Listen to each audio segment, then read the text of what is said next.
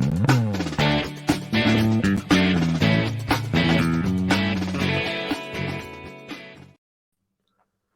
everybody, welcome to episode 2 of the Other Brother podcast with me, Ross Clark, and today I'm joined with half of everyone's favourite dogger, Sam Miller. Sam, how are you? Very well, Ross. Thank you very much for having me. Very much appreciated. Thanks very much for coming on, mate. The reason you're on is you were one of the inspirations to start the podcast, mate. How have you been? You big flirt. Very well, thanks, mate. Lockdown 5.0, treating everybody with a kick up the arse. Just getting on with it now. Just a bit shitey. Yeah, I'm in quarantine, as you know yourself, till tomorrow. So tomorrow's the big day I get out to go and see my wee girls. It's been 10 days. But 10 days flies by when you're stuck in the house, no doing much. I was about to say, well, I've been off work since the 22nd of December. I go back on Monday. Well, yesterday would have been when this comes out. And honestly, it's absolutely flown in. Just blink of an eye and it's gone back to normality. Yeah, we were the same. I finished up work in the middle of December and I was like 4th of January, 2.5 weeks. And then before you know it, you're back in here sitting at a desk again. The joys. And it does fly by. But obviously, getting into the pod, one of the big things in the news now has been about the 500 fans at games and stuff and no getting to go and how that's affecting mental health. Obviously, you and Dan run the DoggerSaints podcast, which is obviously follow St Johnstone, go to all the games and stuff. So how are you finding being dubbed up and watching the games from afar or not getting in as a full crowd? You know what? It's been really tough. The last 3 years of us had a season ticket for more than that, but I've not had a full season out of it yet. Obviously, the 19-20 season was cut short early. Last season didn't get to any games, and this season it's the same thing. I applied to get in the ballot for the Celtic game on Boxing Day. Didn't get a nod for the ticket, so it's a struggle. I just want to go and support the team. It's just on a wee escape for an hour and a half where you can just chill out with your pals. Even seeing pals more than maybe the football itself. It's just kind of it's tough. It's tough, and it's something that's overlooked. I think is the kind of mental aspect, and people need something like that just to break up their weekend a bit. Yep. So about the podcast, let's go straight in there. I know that you started it this last season. How did the podcast come about? What was the kind of catalyst for that beginning? It was something I've been wanting to do for a while. Obviously, as you can see here, I've got keep a fancy radio equipment. My wife Lynn is on Pure Radio, and when the pandemic started, she got basically sent so she could basically do her whole radio show from the kitchen table, which is great. And I'm looking at going, I like St Johnstone. I love St Johnstone. People remember when I started the podcast going off piste about you're like, oh, he's not the biggest Saints fan. Doesn't matter.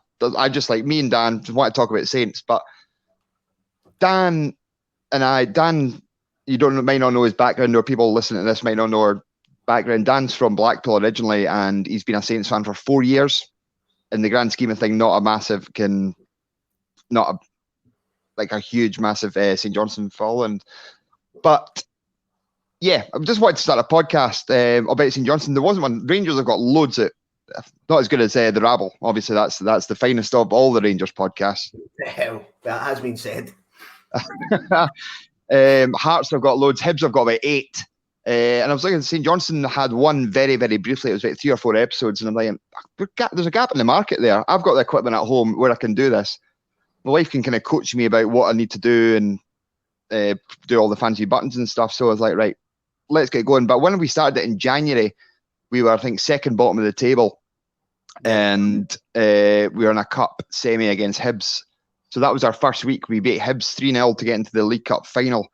And after that, our first 20-odd episodes, we didn't lose a game. We lost one to Rangers, beat Rangers at Ibrox, you name it, 2 cup final. It was just ridiculous. The form, we couldn't have done it at a better time, honest to God. If we didn't do it, I'm pretty sure somebody else would have, because of how successful Saints are. This season, a little bit different. It's been a bit of a struggle, but speaking to people, we're now pals out of it. Just speaking to ex-players, just fans, the broad stories you get from these guys. Everybody has got a like for St Johnstone. Obviously, you've got a vested interest in your brother Xander, but even ex-players that we spoke to, just they love the club. Nobody hates St Johnstone. We're like vanilla, just Yeah. I don't think anybody other than probably apart from Dundee teams would have got a genuine hatred for St Johnstone. So it's an easy topic to talk about. Yep. So the podcast starts, and I remember obviously you done your live show a couple of months ago, and we'll come on to that. But in the live show, you spoke a wee bit about maybe having some bad mental health episodes and stuff like that. So I know that last week I was quite confident. Today I'm a wee bit nervous on the pod. And how is it for you? Does it ever feel like a kind of chore or a job where you're having to put one out every week, or does it just get easier the longer it goes and the more people? Because that is you can feel it as it's a wee pressure. Yeah, when we started it, we said if it ever becomes or it feels like a chore, we'll stop it. We're under no pressure to carry it on. And this is the thing. And we've said that if it feels like work, we will just say, right, we'll knock it on the head. But we love it. It's a re-release for us because obviously Dan moved up to Scotland and it gives him somebody to talk to every Sunday. Just about say it's like two guys in a pub with the pub's not being open. That's kind of how we started. Two guys sitting in a pub, like what we're doing now, just chatting away, chatting about football. We throw in a couple of cheeky jingles and the game's a goodie. But we decided at the start of the season that we did a run of 20 episodes. We'll take a winter break like with the team because there's no point in putting out an episode every week when there's not much happening. Well, there's loads of transfer stuff. There's always something happening with St Johnstone, but take 3 weeks off, recharge, get a new list of guests going. So we've been sliding into DMs left, right, and centre. We're just being cheeky as fuck with it. Like, honest to God, we have. I think I've checked my Instagram and Twitter. We just basically find a player, message them directly. Then the more guests we get on, the easier it gets to get more people on because we can then go like, we've had this guy on, we've had this guy on. Do you want to come chat? And like, no worries. We've only had 2 or 3 that say nah, but only because they're not in the media and stuff. They've not got a clue. There's an older guy who played for Saints in the 60s and 70s. We tried to get him on and he was, I'll do it. But then he backed out because we couldn't convince him it wasn't like a live. He thought it was like live radio. Like we couldn't convince him otherwise. It's just a technology thing. But the reason we kind of started it in the first place was for me. Obviously, we're in the middle of the pandemic at the time, and I've suffered for 4 or 5 years not knowing with depression. Yep. Which I didn't know about, but look, my wife said you probably had it for about 7 or 8 years. She can see the triggers right away. Yep. From how it happens, because what people don't see out with, like in the pub or my friends and family, like, oh, they get the fun Sam. Like, Sam's such a laugh, he's a great guy. But when I come home, I'm on the couch in the corner, curled up in a ball, crying. Yep. And the only person that gets to see that is Lynn. So the podcast is basically just another distraction and a positive to kind of keep my mind active, because I need to be doing something constantly. That's the thing. And I was speaking to Lynn the other day about triggers. And she can tell when I'm peaking and troughing, and I'll just say I'm not hungry, or like everything is an effort. She went, do you want dinner? And I'm like, even eating, I'm like, oh, no, I'm fine, I'm not hungry. She went, so she'll basically kick my arse out and say, right, go for a run. She'll throw my running stuff at me, because that was another thing. The podcast, running, is a massive thing. Because I'm not a runner. I'm like 17 stone. Like, I'm not a runner, but I run. Basically, just stick the earphones in and just go out and do it. Like I said, so if I've done a marathon every year since 2012.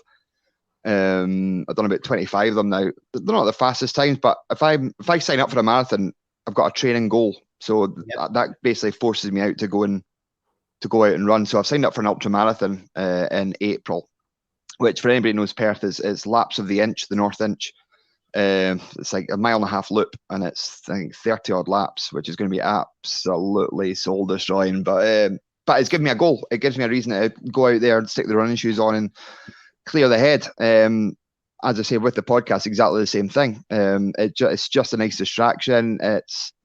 It's what people hear on the podcast is like I say, the fun Sam, great guy. But as soon as I'm finished, I'm back in the corner of the couch again. So it's tricky to deal with, because it's not. I've been to the doctor about it, and there's not been a trigger for it. It's not like financial worries or family issues, or it's just one of these things where anybody can get hit with it. So, and during the last year, I imagine a lot of people have been in the same kind of boat. it's not nice to deal with. But I've kind of had to kind of find ways to. It can't get rid of it. It just won't disappear because there's nothing causing it. So it's not as if winning I've got financial issues, so winning the lottery or coming into money would help, because it's not that. It's not that I don't love my family or my wife or kids or anything like that. It's nothing to do with that. So I'm just gonna have to live with it and deal with it, because there's no way to get rid of it. It's part of who I am. Unfortunately, it's a mental issue, but there is ways I can deal with it or try to deal with it. Yeah, obviously myself, I suffer from depression and anxiety myself, and it's interesting there you speak about the triggers. Obviously, I get diagnosed, I've got COVID on the hug my knee. And do you know, yesterday or the day before, I turned around and said to my girlfriend, like, I've not brushed my teeth in 3 or 4 days. I've hardly washed my face.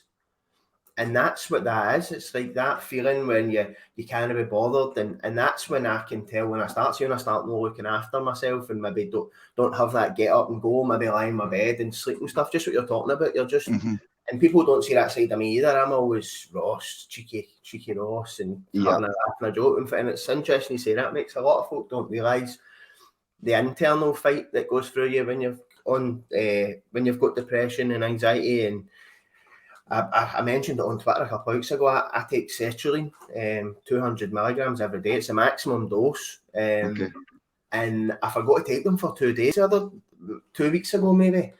And you don't realise how valuable these medications are, because I was climbing the walls. I was giving everybody their character. I was shouting at the kids. And it's like, there's this stigma about men taking antidepressants and admitting that they need help and speaking to counsellors and stuff. So it was interesting that you mentioned that. And obviously, as I said on episode 1, that's one of the reasons why I've started the pod, to try and get awareness for the likes of yourself. The way you deal with it is getting out a run, clear the head. It's all these things that people should hear about, for people that have been there, done that, and bought the t-shirt. Rather than speaking to a doctor who looks in a book and says you'll be 6 months on a waiting list for a counsellor, or you're not a priority. So just as you're talking about there about the medication, I thought, because I take it every day as well, and it makes you feel, it doesn't make you feel better. It's not like happy pills. It just levels you out, so you just feel normal. It basically numbs me. I remember watching like a film with Lynn, and she's in floods of tears, and I'm just looking at it like nothing, just emotionless, because that's what the pills do. But then I thought, I'm obviously feeling okay now, so I stopped taking them just to see. I thought I'll be all right. And then Lynn was like, "You're not taking your tablets, are you?" I went, "How come?" You went, "You've been short with me.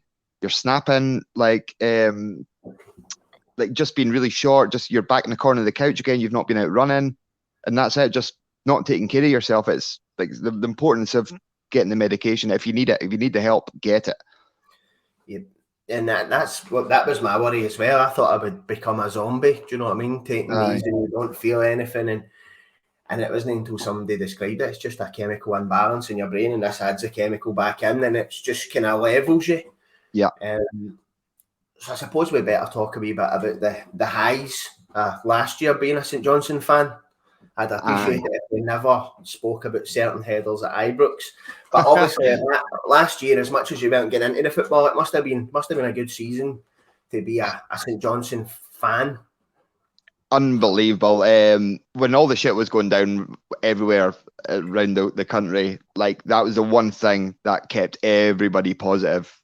All Saints fans, just how it's still, I say it's not sunk in, but I don't think it probably will ever, because the fact we weren't there.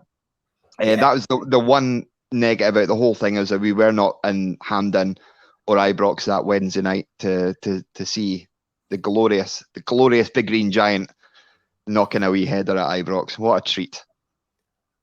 Disgusting. My mum bought me the cup for Christmas. Oh, the Xander Clark, nice. Yes. So that was it's etched in my brain. He's also got me a signed picture of it and stuff. So I suppose I better need to deal with it. But but yeah, in terms of football seasons for a provincial club, which is fair to say, like St John's, one of the wee teams, to do a cup double, Scottish Cup and the League Cup in one season will never be done again, I don't think, for a good 40, 50 years. It was unbelievable. But having a vested interest yourself, obviously you're a Rangers man, but your brother playing for the club, you couldn't have been any prouder, surely. It's unbelievable. As I said, when they won the Betfred, the first cup, obviously we're in lockdown and stuff. Xander went back to his house and I just phoned him. I was like, I know we're in lockdown, but I'm going to come over and see you. And it was just like, why to share that proudness in the moment with him. So me and the kids and that went across and we stood at one end of his driveway and he was in his door with his medal and you're like, this is crazy. But at that point, they're in their elite sports bubble. You cannot go near them. Do you know what I mean? No, not yet. And it was one of the proudest but toughest days of my life. It was really hard to have him there, but you can't actually, because you just want to go up and give him a big cuddle. And then that very quickly in the next cup changed to wanting to give him a cuddle around the throat, like that. But again, I don't know about you.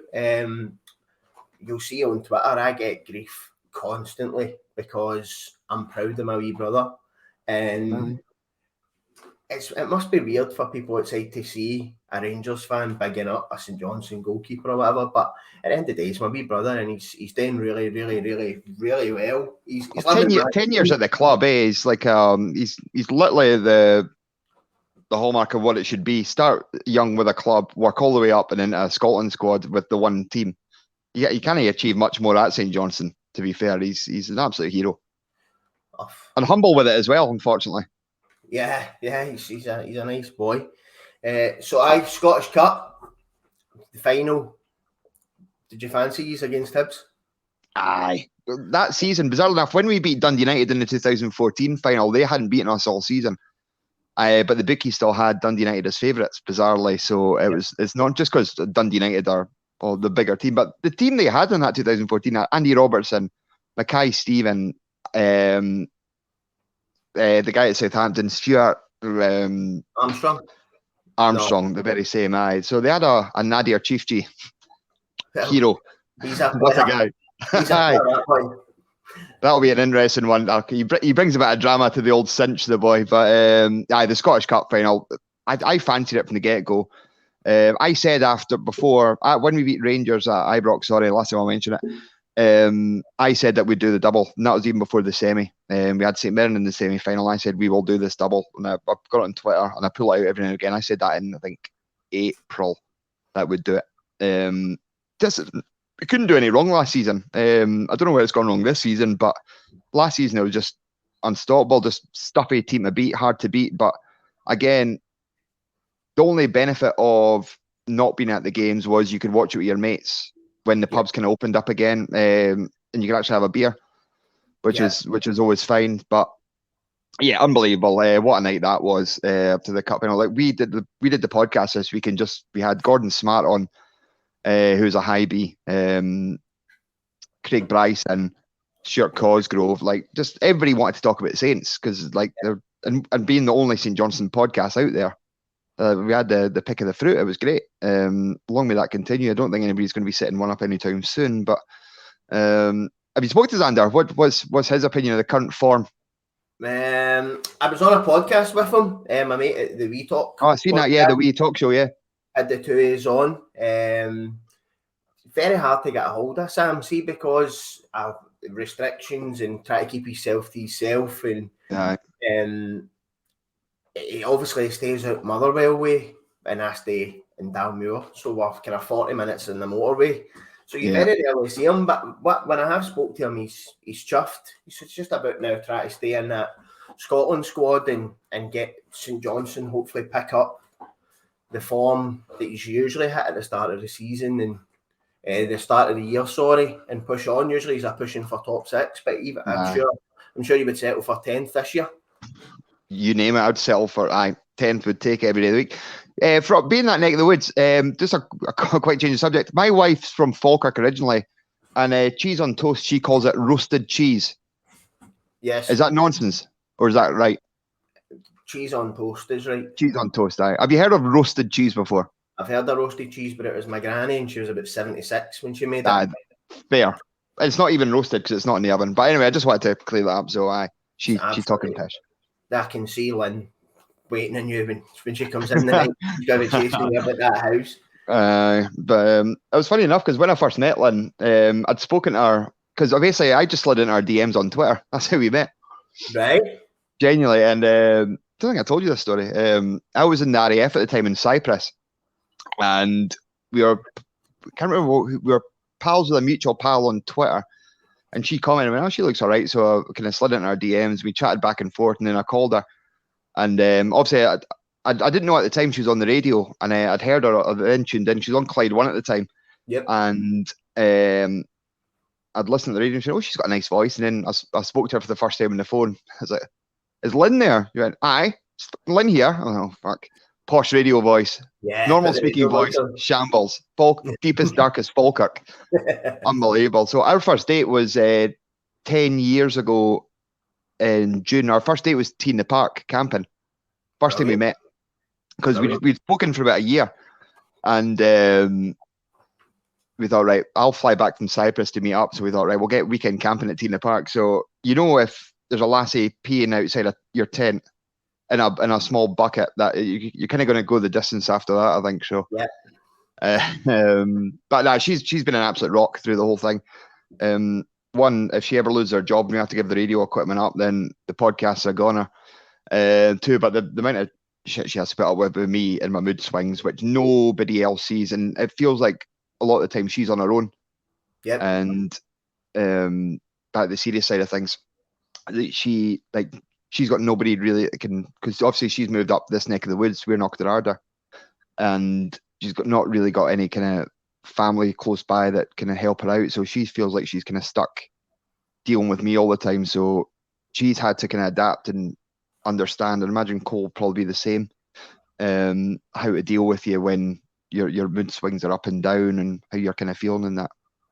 Yeah, well, that's the thing. Obviously, in a new relationship, you get that, the feeling each other out stage, and with lockdown and obviously being so fresh out of a marriage and stuff, it was tough. It was tough at the start, but we're starting to bear the fruits of that now. We're getting used to each other. We've been stuck together in the flat for 10 days because of isolation, and things can't be easy for the women in our lives. But in saying that, it's a two-way street, innit? I'm sure Lynn has her bad days, and you're the one that's there for her. Aye, yeah, absolutely right. The problem is I hate the way I make her feel sometimes, because of the way I am sometimes, and I'm lying on the couch and grumpy, and she goes off to bed, she's crying. I'm like, and I hate myself for it. And that's the problem. It can then it can just spiral out of control. But did you read about the couple that they met on Tinder, and he invited her around to watch a film on Netflix, and then they realised they both had COVID, so they had to isolate for 10 days together. Oh, lovely. On a first date. So she went round to watch a film, and that was her for 10 days. I think that was a con. I think that's one way to get them. That's what happened with Cole. I went to see her one time and just never left. That's it, just move in. Bring the toothbrush, that's the key. That's it, Bell. I told you earlier on, sometimes I don't even need a toothbrush, depends how I'm feeling. 4 or 5 days. Yeah, unrequired. But yeah, obviously last year, it is last year now, we're in January. Yeah, it is, yeah. An absolute pleasure to come and watch your live show. How was that, the podcast growing so much in a year that you managed to pack out a wee conference and sit and that was really good. Oh, mate, honestly, just spiraled out. We were just lucky that the lassie that was booking the guests, basically, for anybody that didn't know, there was a St. Johnson themed show on every Friday. I think they had Ailey Barber on. They had some old St. Johnson players. They had Chris Miller and the boys from 2014 Scottish Cup team. But we got the call saying, do you want to come and do a live show? We're like, we'd only been going for 30 odd episodes, but we were lucky that we got off to an absolute flyer, all down to the fact that the success of St. Johnson is not because we were great. It's because St. Johnson were so good, and we've noticed when Saints lose, we've got a dip in listeners. So, But when Saints are doing really well, we get more listeners because people want to kind of keep going with the feel good factor of it all. And the fact that within our end game was always going to be, let's do a live show. This will be cracking. We'll do like kind of like your, which we're still thinking about doing, like your the one at the Hydro, the open goal. Yeah. We get guests on a stage and me and Dan host it. But it was kind of like a take on that. Stuart Cosgrove kind of just sat us down on the stage and we had a good old chat and a good old laugh and a bit of banter with the crowd and that. It was good, really good. Couldn't believe the amount of support that the folk that came out to watch it. We thought when we first started the podcast we'd get 100 listeners, maybe tops. Then it'd be families and friends, probably similar to yourself with your episode 1. A few people would listen, but the success of it has been incredible. But our arses were twitching non-stop backstage because Stuart Cosgrove, as you know from Off the Ball, is an absolute professional. We were sitting backstage and we could hear the crowd in, and I said, Stuart, I was like, what are we going to talk about? He went, I don't know, we'll just wing it. And he walks out, we're like, so we're like absolutely shiting ourselves. But I thought I'd be all right, but I was more nervous than Dan was. Until I settled in it, I was crapping it. But the best thing was I could see the first 2 or 3 rows because of the lights, and I could see you, but I couldn't see behind you. But as soon as I walk in the front row, there's my mum, there's Lynn, there's 3 of my best pals sitting in the front row. I'm like, it's Stan Harris, one of the old Saints directors. He was in the front row as well. And you're sitting next to Spinny, Ian Witherspoon. He's a good guy. Yeah, the other brother. The other brother. So I was saying that to him the other day. I went, you're going to have to start another podcast as well about family members of the football players. I was saying that to him at the time. I went, do you get see now? See, whenever I met one of my neighbours on a Christmas night out, and I was out with the boys for the Rangers Rabble, and she introduced me to our pals as that's Xander Clark's brother. And I was like, my name's Ross. I wonder if Ian gets that. That's Spoonie's brother. I sometimes wonder if Xander gets you Ross Clark's brother when he's. Well, that's it. That's how you know you've made it. I used to be Lynn Hogan's husband. Now she's the DoggerSaints podcast wife. I'm like, yeah, I'll take it. Right. No, so obviously going on to the football and that as well, and talking just when you're talking about Spoonie, obviously he's got a bad injury. I think that's been losing players like Spoonie and obviously losing Jason Kerr and Ali McCann last year. It's been a bit up and down for Saints this year, but mostly down. I worry about your viewing figures if you say that after bad games. You must be bottom. We don't get going until, I always say this, we don't get going until after Christmas. Last 2 years in the spin, we've been bottom of the table at Christmas. And then last season, Jack, you could not write what happened in the first 5 months of last year now. What happened, considering that we went the turn this time last year, we were bottom of the table and hadn't won any cups. And now we're top 6. We've drew away at Galatasaray.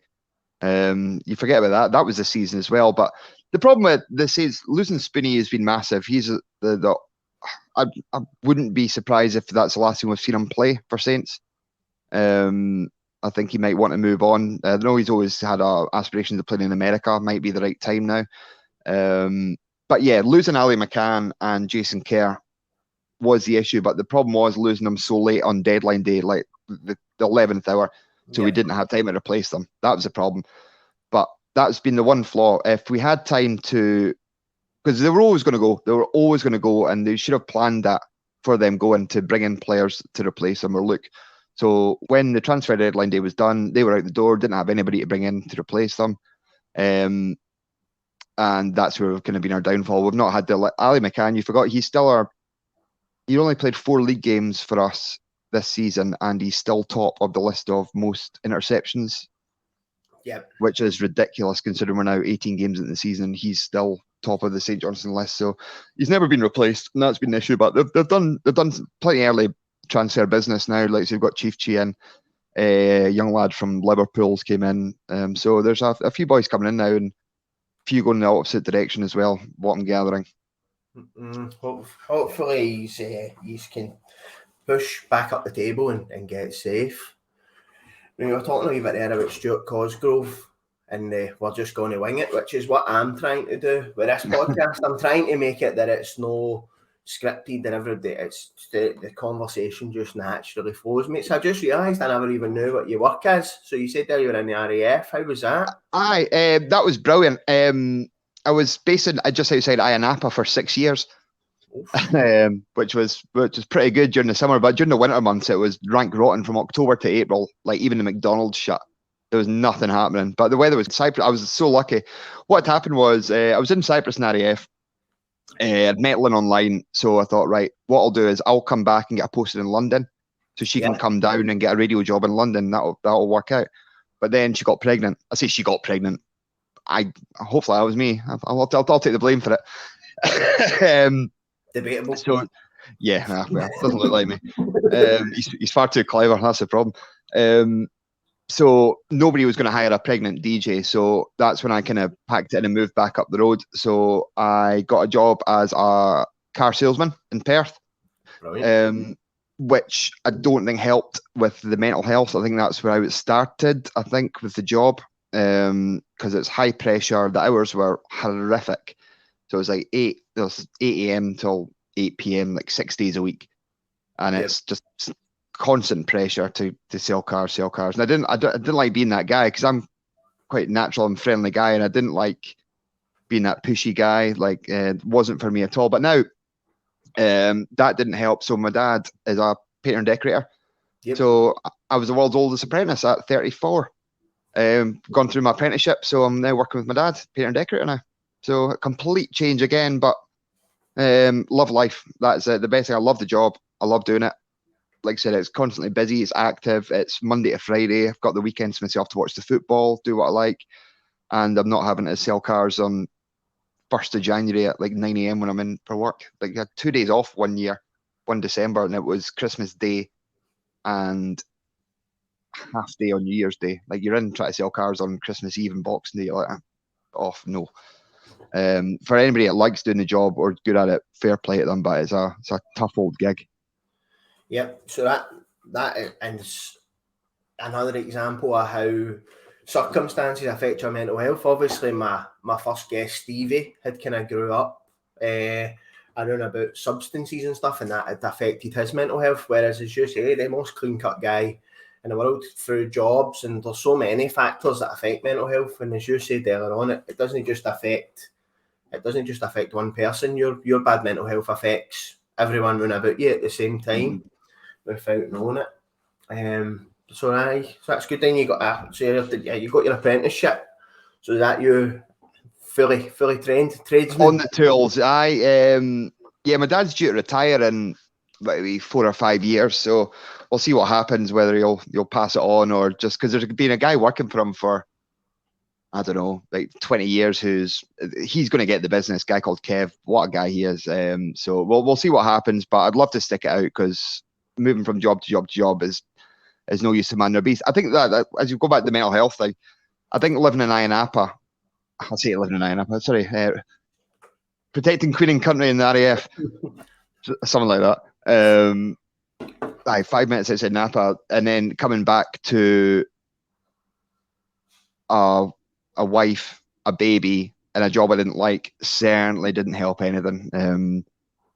Because it was one extreme to the other. Like, RAF was the job I had in RAF was an absolute dream. The location as well, living in Cyprus for 4 or 5 years was unbelievable. And then obviously coming back home to a mortgage, a new wife, a baby, never seen them because I was in a job doing 60 odd hours a week for 1,200 quid a month. If I hadn't hit targets and stuff, was just no use to man or beast at all.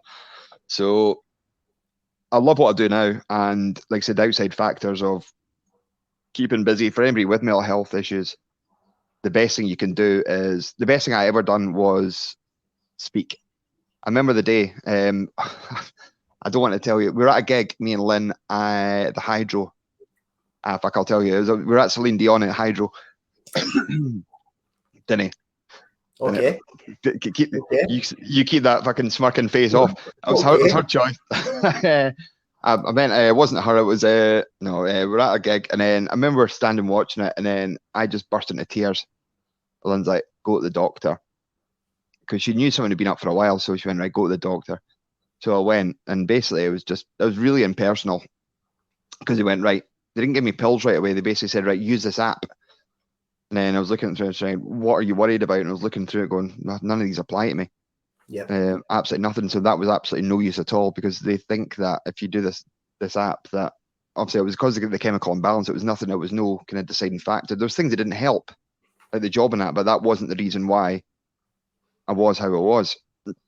So that never worked to begin with, and then it didn't get better. So Lynn basically phoned the doctor herself, went up and said, right, get him in now and get him sorted. And then within about 2 weeks, she went, I can tell you're an absolute new man. It's just like I said, it's not an embarrassing thing to admit. But now I think there's a lot of people kind of, I'm not saying it's a trendy thing to say you're depressed and that, but if that's going to make people open up about it, then great. Because for far too long it was considered a bit. I've still got mates that just don't want to talk about it. They don't know how to approach it, don't know how to talk about it. Where I've got other mates like Dan, who asks me every couple of days how I am.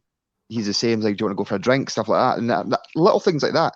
I remember about when I was overwhelmed with Christmas stuff, because basically I've been off for 2.5 weeks in the house with the wife and kids every day, and it was building and building and building because I'm not used to it. I'm always busy doing stuff. Obviously, there's no podcast. We're not doing the podcast just now. Not lots happening, and it came to the point where I was just like, I just went under, like completely went under, and I asked 2 mates to go for a pint because I wasn't feeling great, and went, go ask them for a pint. They went, no, sorry, we can't do it. And then automatically I was like, do you want, what's up with you? I went, oh, they don't like me, blah blah blah, and like just all the negative thoughts go into your head. And she went, it's not the case, they're busy, they've got young kids and family. And I automatically think of the worst case scenario in every situation like that. I went, oh, they've got no time for me, they don't give a shit about me, blah blah blah. And that's when it gets to that stage, that's when you that's when she went, go for a shower, I'll make you some to eat. Bridie. Nice. She didn't make me a bridie, she heated one up, lazy bitch. And, it's not the same. Did you get Stevens? Have you got Stevens Bakeries in Glasgow? No, not that I know of. Stevens Bridies, steak and gravy steak Bridies are absolutely tremendous. You could ever up there. There's one at Broxden services in Perth. Yep. There's a Stevens Bakery in there. Anybody that's listening, any time traveling through Perth, go there. They're absolutely tip top. But yeah, a shower and somebody, like the triggers, she can see, like when I'm down, like all I did was ask a couple of guys for a pint, sorry, we can't make it, and automatically it's the end of the world for me. Yeah. Don't know if you've ever had a situation like that where you the worst case scenario in every situation. Every time, if I'm feeling down, even when I'm in work and stuff, all it takes is for people at the next workbench to start laughing, and right away I'm like, they're laughing at me and get all that kind of paranoid way and stuff. And as I say, how long did you sell cars for, Dan? Dan, Sam. Whoa, what? I was going to go into Dan in a minute. How long did you sell cars for? About 4 years. No, 3 years. 3 years. And it was basically, I lost the first 3 years of both my kids basically growing up because I never seen them. And it was awful. It's a really tough profession for somebody who's not mentally strong. I think that's one of the good things. You can have all the pattern in the world. You could be the greatest person with people. Like, I think I'm pretty good with speaking to people, but mentally, you need to. If somebody doesn't buy a car, then it's like, oh, you're sunk. That's it. And it's not a job for mentally. I'm not saying weak. That's not the right term, but somebody who struggles mentally, I should say. Yeah, so I done 9 years on night shift, and it was the exact same for me.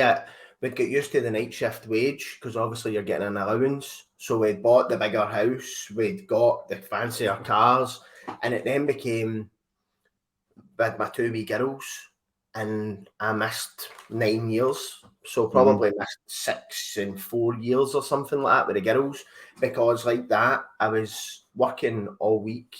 I was coming in at 7 a.m, they were going to my mum's, and then I would get up at the back of 5 at night, get my dinner and go back to work again.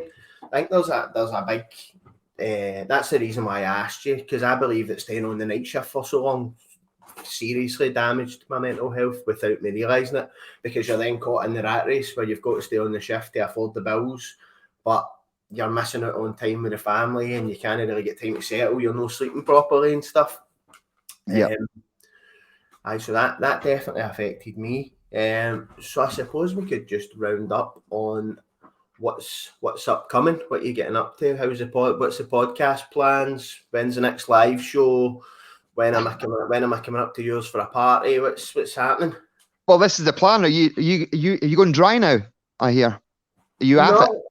No. This is I had see before, see when I was really unhappy in life and stuff, I couldn't drink. I couldn't drink because it led me to taking drugs.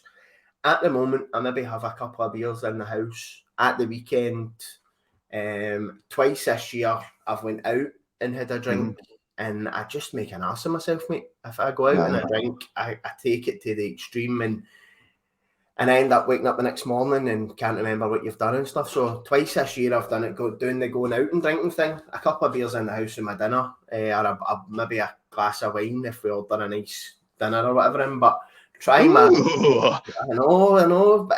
No, I definitely don't drink as much as I did. And obviously, for me, with my addiction, it's imperative that I steer clear of other substances, do you know what I mean? And that's... So... my goal for this year, as I say, was to get the pod up and running, which is happening. I like the fancy new display, by the way, looking very nice. You like it, mate? Do you know what? I said that to Cole the other night. I feel as if I'm neglecting her a wee bit because I've designed all this myself, do you know what I mean? And I'm sitting in my wee MacBook, but it's giving me a focus, and she can see that. But again, the mental health side of me is saying, well, she looks a wee bit upset. I think I'm spending too much time on my computer, and it's you say, it's just all stuff in your head. It is. Like you said, apart from the podcast, so this year, we're coming up our first birthday party coming up, and we're going to have a quiz night, a big Saints one. But I think because of restrictions, we don't want to put all the planning in place for it to be knocked on the head by Sturgeon. So we're going to put that off until the summer. But we're going to have a live event of some sort. We're going to have guests on a stage kind of thing. Brilliant. So that's the plan coming up. I've also bought a guitar. So that's another thing. Lynn got me it because I love music, always have done. And I'm always pretending to strum away. So she got me a guitar as another something to keep me occupied. Obviously, she's instantly regretting that because all I can play is 2 chords. But I can do Songbird by Oasis. That's only 2 chords. That's all right. Perfect. That's all you need. That's all you need. Songbird on repeat. That's actually like, can you please, for the love of God, put that down? But yeah, the podcast, the last 3 weeks, when we've not been doing them, but we have been squirreling away in the background trying to get guests. So we've got about 10 confirmed who will say they'll do it, including a wee exclusive. Jeff Brown, the former chairman, he's coming on. Miguel Sameo, who was a Portuguese legend back in the early 90s. Simon Donnelly's said he'd come on. Chris Ewolemu, he's going to come on. Yeah. Because you forget he played with us very, very briefly. He was in the cup final in 2014. He was in the squad that day, but we've told him we will not mention any Scotland versus Norway chat. There'll be none of that. Because he's probably sick to the back teeth of hearing about that. Yeah. That sitter. That sitter. That sitter, aye. Billy Kirkwood, he's going to come on. Good Rangers man. Yes. But we've not had Xander on. Put in a good word. I'll see what I can do. We maybe do a live show live from his fine marbled living room. Yes. But the fancy surround that we all see so much of. I can't believe that was actually in the papers. It must have been a slow news day. Absolutely cracking advertising for the boys that done it right enough. I was waiting to say, my wee freebie. Aye. No, that sounds really good, mate, that you've got some guests planned. I've been trying to do the same, and as you say, you feel quite rude, don't you? Sliding into folks' DMs, and would you like to? So I've got a few people coming on over the next few weeks. Boy, Ross Cunningham. I does the hiking. Mines and the hiking and stuff. He's going to come on. I've got Big Jerry for Fire and Peace that we spoke a wee bit about on episode 1. He's going to come on. A couple of my mates that suffer from mental health, and I've also had a couple of guys, ex-army personnel, who run a thing for kind of veterans and people that are suffering from mental health issues due to the army, who are getting the outdoor thing. I'm trying to get on a couple of people to do with the cold water stuff as well. I was hoping to get that started every day in January, but obviously being in lockdown, I can't get out. So I'm very keen to start. Have you ever tried the cold water stuff? No, I've seen it. I've seen it on the telly yesterday morning, on this morning actually. But no, I've never tried. Apparently, day one start with 15 seconds and cold shower stuff. Yeah. Never tried it. Very interesting process, Sam. You should try it. What's the guy called? Is it Lim? Wim Hof. That's the guy, yeah. Have you ever heard his story? Nah. His idea is, I'm going a wee bit off track here on the mental health, but his idea is your bloodstream's got valves. So if you get too hot, your body automatically, these valves open and shut to make you sweat, to cool you down. Mm-hmm. Whereas what he's saying is thousands of years ago, when man was man and we never had clothes and stuff, they could sit in the -5 and they wouldn't get cold because our body could regulate their temperature. Whereas now, as soon as you have a wee baby, you'll know yourself, the first thing you do is get a big beanie hat on them and wrap them up. So his theory is that humans have kind of lost the ability to regulate their temperature from cold to hot. And that's why you start off 15 seconds in the shower and then 30 seconds in the shower, so that your body activates. And because obviously if you go in cold water, your first instinct is to get out. So if you can train these blood vessels to start working to heat you up, and then eventually you can go in. I was breaking through ice and getting in and sitting in water up the Campsie Fells last year for like 12, 15 minutes, just sitting, and the clearness you've got in your head at that, because you're concentrating on your breathing, and it's really good, mate. I would urge anybody to try it. Did not work out well for Leonardo DiCaprio in Titanic. No, it did not. There was plenty of room on that door for the two of them, but she done them. Outrageous. I've seen it on Mythbusters. Like, they actually made a replica door to see how many folk they could actually get on it. About 4 folk they could get on that door. Fucking cow. He get done. Woman, typical woman. That's it. Just all about them. Mate, I suppose that'll do it. Thank you. No problem at all. It's been an absolute pleasure coming on. My parting shot will be, if you ever feel down or sad or anything like that, speak to somebody. They will understand. Yeah. Simple as that. The podcast, the DMs for the podcast Twitter page are always open to anybody. I've got some contacts for different support groups and stuff. If anybody wants to come in and have a chat or whatever. I never said last week, Sam. I forgot. I wasn't doing the old like and subscribe if you're watching this on YouTube thing. Hit that button. Yeah, the classic. It would really help to spread the word. And again, it's not about me or you. It's about the people that are listening that will maybe get a wee bit of help from me and you having this discussion, mate. So thank you very much for coming on. No problem at all. I shall catch you at a later date. Indeed. Enjoy the darts. I could just see the corner of your wee dartboard behind you. Look, you know, see all the holes in the wall where the coals can go on. I'm trying to get this set up as a wee kind of studio office, so it will be changing as the weeks go on. Get my shots in that frame. So, but I'll let you get on, mate. Thank you very much. Man, Ross. Thanks, buddy. Take care. See you later. Bye bye.